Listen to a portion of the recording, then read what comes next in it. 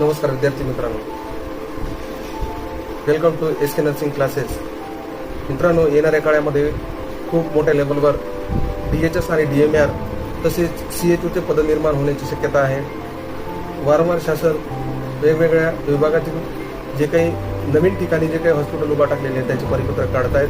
त्याचबरोबर त्या ठिकाणी निर्माण केलेले पदं सुद्धा दाखवत आहेत. परंतु वॅकन्सीची जी काही जाहिरात आहे ती जाहिरात यायची बाकी आहे. तर लवकरच ती जाहिरात येणार आहे. तर आपण वेळ न घालवता या परीक्षेच्या दृष्टिकोनातून जी तयारी आहे ती तयारी करणं आवश्यक आहे. तर या दृष्टिकोनातून आपण काही महत्त्वाचे घटक आहेत जे आपण अभ्यासणं गरजेचं आहे. आणि येणाऱ्या काळामध्ये ही जी काही स्पर्धा परीक्षा आहे ही स्पर्धा परीक्षा देण्यासाठी हे घटक आवश्यक आहेत ते आपण बघूया या व्हिडिओमध्ये. मित्रांनो, चॅनलला लाईक आणि सबस्क्राईब करायला विसरू नका, कारण की हे व्हिडिओ बनवत असताना खूप अभ्यास करावा लागतो. त्याचबरोबर ह्या गोष्टी मेंटेन कराव्या लागतात. यातून व्हिडिओ बनवणाऱ्याला प्रोत्साहन मिळत असते. तर व्हिडिओ लाईक करायला आणि कमेंट करायला आणि चॅनलला सबस्क्राईब करायला विसरू नका. चला तर मग बघूया परीक्षेच्या दृष्टिकोनातून अत्यंत महत्त्वाचे जे काही घटक आहेत. परीक्षेच्या दृष्टिकोनातून काही महत्त्वाचे घटक आपण या ठिकाणी अभ्यासणं आवश्यक आहे. ते मी तुम्हाला सांगितलंच आहे की कोणकोणते घटक आपल्याला परीक्षेच्या दृष्टिकोनातून महत्त्वाचे आहेतच. त्यातील काही महत्त्वाचे घटक आपण या ठिकाणी डिटेल्समध्ये बघणार आहोत. तरी यातील जे काही विटॅमिन्स आहेत, आता ह्या विटॅमिन्समध्ये फॅट सॉल्युबल विटॅमिन आहेत. आता हे जे काही फॅट सॉल्युबल विटॅमिन्स आहेत हे फॅट सॉल्युबल विटॅमिनमध्ये A असेल, D असेल, E असेल, K असेल, हे सर्व विटॅमिन्स काय आहेत फॅट सॉल्युबल विटॅमिन्समध्ये येतात. त्यानंतर विटॅमिन एचं नाव आहे रॅटिनॉल. विटॅमिन एचं नाव काय रॅटिनॉल आहे. त्याचबरोबर त्याच्या डेफिशियन्सीमुळे नाईट ब्लाइंडनेस होतो. त्यानंतर बिटाट स्पॉट होतो आणि झेरॉप्थॅल्मिया हे दोन तीन आजार विटॅमिन एच्या डेफिशियन्सीमुळे होतात. त्याचबरोबर पुढचं विटॅमिन आहे विटॅमिन डी. आता हे विटॅमिन डी जे आहे त्याचं नाव आहे केमिकल नेम आहे कॅल्सिफेरॉल. आता या कॅल्सिफेरॉलमुळं रिकेट्स हा लहान लेकरामध्ये होतो. यामध्ये जे लेग्स आहेत ते काय होतात छोटे होतात. त्याचबरोबर ऑस्टिओमलेसिया हे ॲडल्टमध्ये होतं. विटॅमिन डीच्या कमतरतेमुळं ऑस्टिओमलेसिया होतं ॲडल्टमध्ये. त्यानंतर परीक्षेच्या दृष्टिकोनातून सगळ्यात महत्त्वाचं काय की most common cause of blindness in children in India. भारतामध्ये मोस्ट कॉमन कॉज आहे ब्लाइंडनेस होण्यासाठी विटॅमिन ए मुळं. त्यानंतर सनलाईट हे बेस्ट सोर्स आहे विटॅमिन डीचा. त्यानंतर विटॅमिन ई. आता हे विटॅमिन ई जे आहे या विटॅमिन ईचं टोकोफेरॉल हे नाव आहे आणि हे विटॅमिन ई मुळं इनफर्टिलिटी होते. त्यानंतर हिमोलायटिक ॲनिमिया हा न्यूबॉर्नमध्ये आपल्याला पाहायला मिळतो. त्याचबरोबर हे जे काय या विटॅमिन ईला अँटी स्टेरिलिटी विटॅमिन्स म्हणून सुद्धा ओळखलं जातं. त्याचबरोबर ब्युटी विटॅमिनसुद्धा म्हणून विटॅमिन ईला ओळखलं जातं. तर हे अशा स्वरूपाच्या गोष्टी आपल्याला परीक्षेमध्ये विचारू शकतो. त्याच्यानंतर विटॅमिन के असेल. आता या विटॅमिन केच्या कमतरतेमुळं आपण बघतो लहान लेकरामध्ये विटॅमिन के जे आहे तर हे विटॅमिन के का बरं देतात जन्मल्याबरोबर की जे काही हॅमरेज वगैरे जे आहे ते ब्लिडिंग वगैरे जे आहे होऊ नये म्हणून. विटॅमिन के याच्या कमतरतेमुळे ब्लिडिंग डिसऑर्डर्स वगैरे होऊ शकतात. त्याचबरोबर जे एसेन्शियल क्लॉटिन फॅक्टर आहेत 2, 7, 9, 11 हे जे काही क्लॉटिन फॅक्टर आहेत हे क्लॉटिन फॅक्टरसुद्धा महत्त्वाचे आहेत परीक्षेच्या दृष्टिकोनातून मित्रांनो. त्याचबरोबर पुढचा घटक आहे जे काही विटॅमिन आहेत या विटॅमिनच्या कमतरतेमुळे कोणकोणते आजार होतात. आता विटॅमिन B1ला थायमिन B1च्या कमतरतेमुळे थायमिन होतो. त्याचबरोबर बेरीबेरी. आता बेरीबेरीमध्ये ड्राय, न्यूरो आणि वेट कार्डियाक हे 2 प्रकारचे बेरीबेरी आपल्याला पाहायला मिळतात. त्यानंतर वर्निक्स इन्सेफलोपॅथी हे आपल्याला पाहायला मिळते. विटॅमिन अल्कोहोलिक पेशंटमध्ये वर्निक्स इन्सेफलोपॅथी आपल्याला पाहायला मिळते.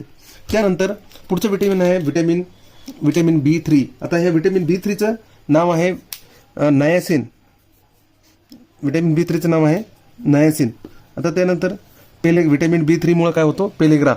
जे काही पेलेग्रा आहे हा पेलेग्रा नावाचा आजार आपल्याला विटॅमिन B3मध्ये पाहायला मिळतो. आता या पेलेग्राचं 3 डीज कॅरेक्टराइज्ड आपल्याला पाहायला मिळतं. 3 बीज कॅरेक्टराइज्ड आपल्याला पाहायला मिळतं. त्यामध्ये पहिलं डी आहे डर्मेटायटिस असेल, त्यानंतर डायरिया असेल, त्यानंतर डेमेन्शिया असेल. हे 3 डी व्हिटॅमिन B3च्या कमतरतेमुळं किंवा पेलेग्राचे कॅरेक्टराइज्ड आहे. व्हिटॅमिन D3च्या नायसिनच्या कमतरतेमुळे पेलेग्रा होतो आणि या पेलेग्रामध्ये 3 स्वरूपाचे डीज कॅरेक्टराइज्ड डीज आपल्याला पाहायला मिळतात. तर हे परीक्षेला अशा स्वरूपाचे प्रश्न विचारू शकतात की पेलेग्रामध्ये कोणते 3 डीज किंवा याचं पर्यायामध्ये हे 3 घटक असू शकतात आणि त्यामध्ये आजारामध्ये पेलेग्रा, बेरीबेरी किंवा अजून इतर कुठला आजार आपल्याला त्यामध्ये ॲड करून देऊ शकतात. आणि जर हे आपल्याला माहीत असेल तर नक्कीच या ठिकाणी आपण याचा मार्क परीक्षेमध्ये घेणार आहे. त्यानंतर पुढचा घटक आहे B6. आता हे पॅरोडॉक्झिन, B6चा केमिकल नेम आहे पॅरोडॉक्झिन. त्याचबरोबर यामध्ये जे काही पेरिफेरल न्यूरोपॅथी, काय पॅरोडॉक्झिनमुळे पेरिफेरल न्यूरोपॅथी आपल्याला काय म्हणतं, प्रिव्हेन्शन निर्माण होते. त्याचबरोबर जे काही आयनाइज्ड ड्रग्ज आहेत यामध्ये व्हिटॅमिन B6 हे व्हिटॅमिन B6 हे सप्लिमेंटरी म्हणून दिले जातात. त्यानंतर व्हिटॅमिन B9. आता ह्या फॉलिक ॲसिड, आता आपण फॉलिक ॲसिडला ओळखतो. कधी कधी परीक्षेमध्ये 1 लाइनर क्वेश्चनमध्ये आपल्याला विचारू शकतात की केमिकल नेम्स. आता या केमिकल नेम्समध्ये वेगवेगळे व्हिटॅमिन्सचे बीच्या जे काही प्रकार आहेत त्या प्रकारामध्ये त्याला वेगवेगळे नावं दिलेले आहेत. तर या फॉलिक ॲसिडला व्हिटॅमिन B9 म्हणून सुद्धा ओळखलं जातं. यामध्ये न्यूरल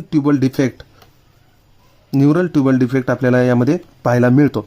त्याचबरोबर spina bifida must be taken pre conception. आता हे बघा, फॉलिक ॲसिड हे ANC मदरमध्ये कंपल्सरी देतात.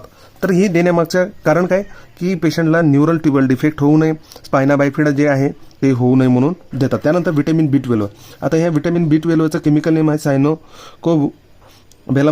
याच्या डिफिशियन्सीमुळे पर्निशियस ॲनिमिया होतो.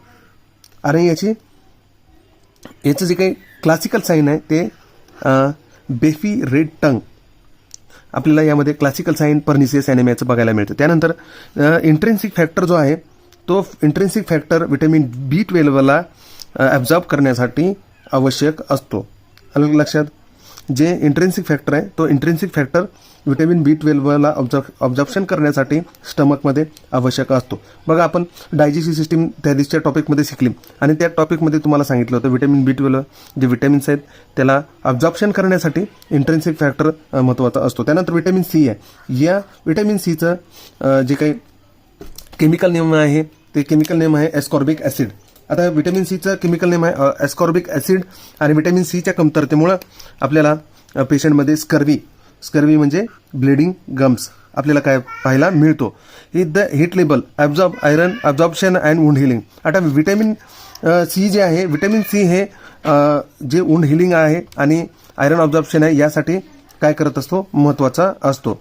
तर या गोष्टी आपण यामध्ये लक्षात ठेवणं गरजेचं आहे मित्रांनो. आणि जे काही विटॅमिन्स आहेत या विटॅमिन्सवर नक्कीच एखादी प्रश्न आपल्याला पाहायला मिळतो. तर हे जर केमिकल नेम्स आणि त्यामुळे होणारे जे काही डिसऑर्डर्स आहेत हे डिसऑर्डर्स जर आपण लक्षात ठेवले तर यावरील जे काही प्रश्न आहेत यावरील जे मार्क आहेत ते मार्क आपण नक्कीच मिळवू शकतो. त्यानंतर पुढचा घटक आहे मिनरल्स. आता या मिनरल्स आणि इलेक्ट्रोलाइट्स आहेत. या मिनरल्स आणि इलेक्ट्रोलाइट्समध्ये महत्त्वाचा घटक आहे कॅल्शियम. बघा, कॅल्शियम कॉज टिटॅनी. आता ही काही टिटॅनी काही साधा आजार नाही. या आजारामध्ये जे डेथ होण्याची रिस्क जे आहे ते खूप मोठ्या प्रमाणात. तर विद्यार्थ्यांनो, जे काही मिनरल्स आहेत त्या मिनरल्समध्ये कॅल्शियम हे अत्यंत महत्त्वाचं आहे. त्यामध्ये टिटॅनी असेल. टिटॅनी कॅल्शियमला रेग्युलेट करण्याचं काम पॅराथायरॉइड हार्मोन आणि कॅल्सिटोनिन हे 2 हार्मोन्स काय करतात, कॅल्शियम रेग्युलेट करण्याचं काम करतात आणि कॅल्शियमच्या कमतरतेमुळे टिटॅनी होतो.